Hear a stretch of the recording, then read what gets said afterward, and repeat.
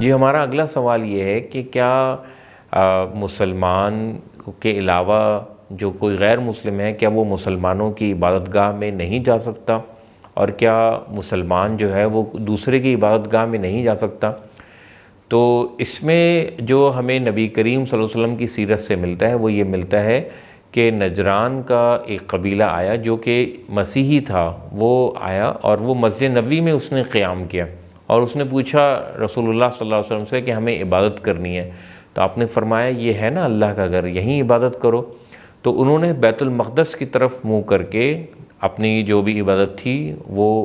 کی، اور وہ وہاں کئی دن رہے بھی۔ نہ کسی صحابی نے سوال کیا، نہ اعتراض کیا، نہ ان کو رسول اللہ صلی اللہ علیہ وسلم نے منع فرمایا کہ بھئی تم تو مسیح ہو، تم تو جو ہے وہ حضرت عیسیٰ علیہ السلام کو خدا کا بیٹا مانتے ہو، تم تو مشرک ہو، تم تو نجس ہو، تم مسجد میں نہیں آ سکتے۔ تو ایسی کوئی بات نہیں ہے، مسجد حرام کے اندر بھی آیا جا سکتا ہے۔ جو قرآن کریم میں حکم ہے وہ حکم یہ تھا کہ مشرکین مکہ کے لیے وہ حکم تھا، کیونکہ وہ قابض ہو گئے تھے وہاں پہ، اور ان کے لیے اللہ تعالیٰ کا فیصلہ آیا تھا خاص، رسول اللہ صلی اللہ علیہ وسلم کے ذریعے سے ان تک بات پہنچائی گئی تھی، اور انہوں نے اس کو تسلیم نہیں کیا تھا۔ تو اس لیے ان کے جرم کی پاداش میں صرف ان کے لیے یہ حکم تھا کہ مشرک جو ہیں وہ نجس ہیں، جو مشرکین مکہ ہیں وہ اس سال کے بعد اس کے قریب نہیں آئیں گے، چونکہ بہت عرصے یہ قابض رہے اور مسلمانوں کو انہوں نے وہاں پہ آنے سے روکا۔ تو یہ حکم جو ہے وہ عام نہیں ہے بلکہ خاص تھا۔ اسی طرح مسلمان جو ہے وہ دوسرے کی عبادت گاہ میں بھی جا سکتا ہے، کیونکہ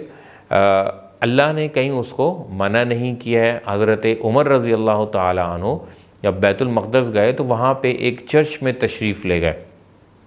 تو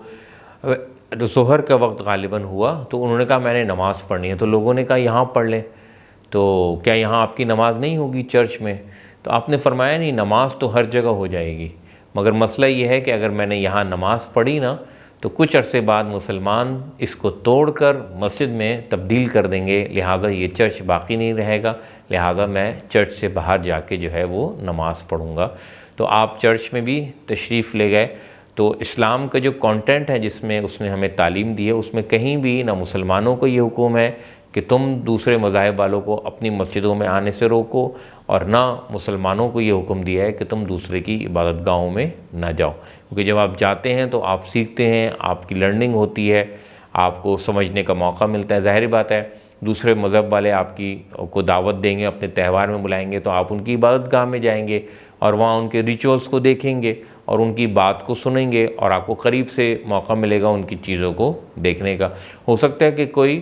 آپ کا ہندو دوست آپ کو جو ہے وہ مندر میں بلائے کہ جی میرا نکاح ہے، تو اس کا نکاح جو ہے مندر میں ہوگا، تو وہ اس کو وہاں جانا پڑے گا۔ اسی طرح آپ کا کوئی دوست ہے وہ مسیح ہے یا ہندو ہے، تو آپ اس کو کہیں گے کہ بھئی میرا نکاح ہے مسجد میں، تو وہ مسجد میں آئے گا، آپ کی تقریب میں شریک ہوگا۔ تو اس طرح کی کوئی ممانعت اسلام میں نہیں ہے۔ اسلام جو ہے وہ امن کا مذہب ہے، جیسے کہ سارے مذاہب امن کے داعی ہیں، اس کی دعوت دیتے ہیں۔ تو ایک دوسرے کے جانے کی، نہ عبادت گاہوں میں جانے کی ممانعت ہے، نہ گھروں کے اندر جانے کی ممانعت ہے، نہ ساتھ کھانا کھانے کی ممانعت ہے، بلکہ ساتھ بھی کھانا بھی کھا سکتے ہیں۔ بہت شکریہ۔